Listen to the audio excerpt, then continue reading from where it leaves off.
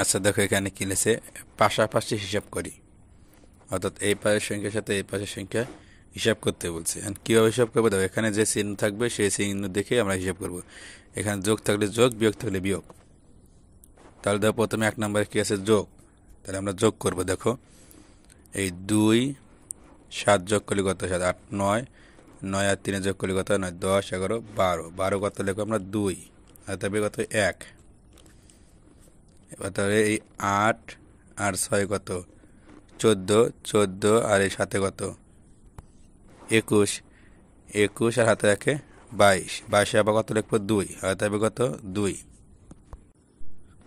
এই 6 আর 1 7, 7 আর 3 কত হয় 10, 10 আর হাতে দিয়ে 12, 12 কত লিখবো আবার 2, হাতে হবে কত 1। এই 2 আর এখানে যোগ করার সংখ্যা শেষ, আর 2 আর 5 কত 7, 7 আর হাতে রাখে 8, আমরা এখানে 8 লিখব। এরপরে দেখো এখানে যোগ আছে, আমরা যোগ করব। এই 1 আর 0 যোগ করে কত হয় 1 হয়, আমরা 1 লিখব। এই 9 আর 7 যোগ করে কত হয় 16, আর 0 যোগ করলে কত হয় 16 হয়। 16 কত লিখবো 6, আর থাকবে 1। 2 আর এই 2 কত 4, হাতে রাখে 5, আমরা এখানে 5 লিখব।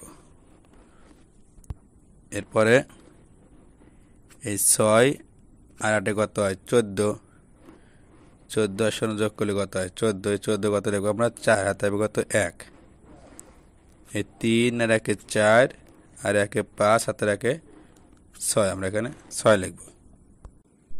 এরপরে অঙ্কে দেখো এখানে কি আছে বিয়োগ, তাহলে আমাদের কি করতে হবে, এখানে বিয়োগ করতে হবে, বাদ দিতে হবে।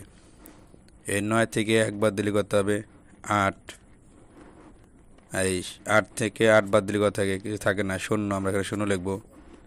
এই 4 থেকে 2 বাদ দিলে কত হয় 2, আমরা 2 লিখব। আর এই 6 থেকে 3 বাদ দিলে কত থাকবে 3, আমরা এখানে 3 লিখব। এরপরে অঙ্কে দেখো এই 0 থেকে আমরা 0 বাদ দিলে কত থাকবে, 0 থেকে 0 বাদ দিলে কিছু থাকবে না 0, আমরা এখানে 0 লিখব একটা।